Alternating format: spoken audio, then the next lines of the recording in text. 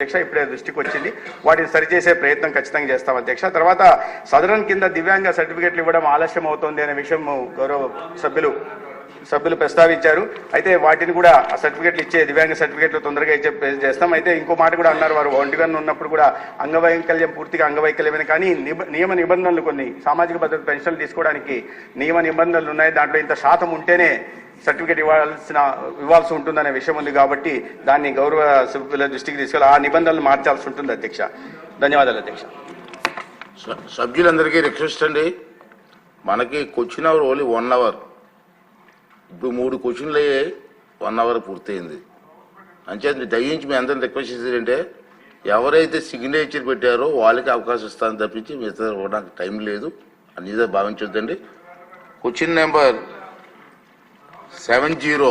Sir మంత్రి గారు వారు రాలేదు, ఎవరు రాలేదు అంటే మీరు మాట్లాడండి, కానీ రాలేదన్నప్పుడు సమాధానం చెప్పినట్టుగా భావించుకుందాం. అధ్యక్ష మీరు డీమ్ టు బి ఆన్సర్డ్ అంటే ఇష్టం.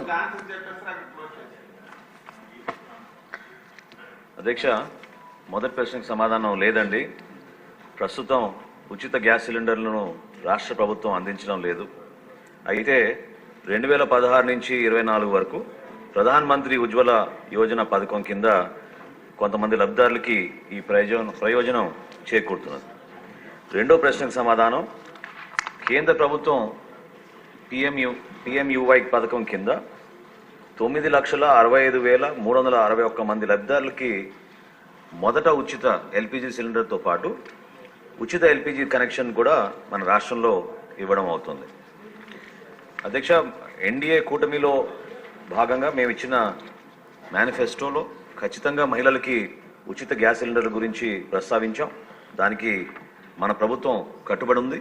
తప్పకుండా మూడో ప్రశ్నకు సమాధానం, మహిళలకి ఉచిత గ్యాస్ సిలిండర్ గురించి త్వరగా దీనిపైన నిర్ణయం తీసుకుని వివిధ శాఖలతో మేము చర్చించుకుని సభాముఖంగా మరొకసారి గౌరవ సభ్యులకు అందరూ కూడా తెలుపుతాం అధ్యక్ష. క్వశ్చన్ నెంబర్ 83 అండి. సార్ మీరే మనోహర్ గారు 83. థ్యాంక్ యూ అధ్యక్ష. నిన్న గౌరవ ముఖ్యమంత్రి గారు గవర్నర్ గారి ప్రసంగంలో రాష్ట్రంలో ఉన్న ఆర్థిక పరిస్థితి గురించి, వెంటిలేటర్ పైన ఉన్న మన రాష్ట్ర ఆర్థిక పరిస్థితిని కేంద్ర ప్రభుత్వం నిన్న బడ్జెట్లో కొంచెం ఆక్సిజన్ ఇచ్చిన అభిప్రాయాన్ని వ్యక్తపరిచారు.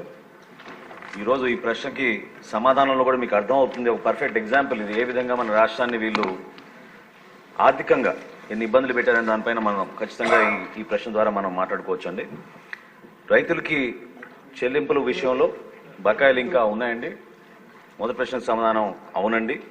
రెండోది, రబీ పంటలో 2023-24 కాలానికి గౌరవ సభ్యులు అడిగినట్టుగా నేను జిల్లాల వారీగా వివరాలు ఇస్తానండి. పశ్చిమ గోదావరి జిల్లా మేము ధాన్యం సేకరించింది 6,41,129 మెట్రిక్ టన్నులు. దానికి చెల్లించవలసిన నిధులు ఇంకా 424 కోట్ల రూపాయల 55 లక్షలు. అదేవిధంగా తూర్పుగోదావరి జిల్లాలో 2,28,423 మెట్రిక్ టన్నులు సేకరిస్తే ఈ రోజు వరకు కూడా ఇంకా మేము చెల్లించాల్సింది 27 కోట్ల 66 లక్షలు.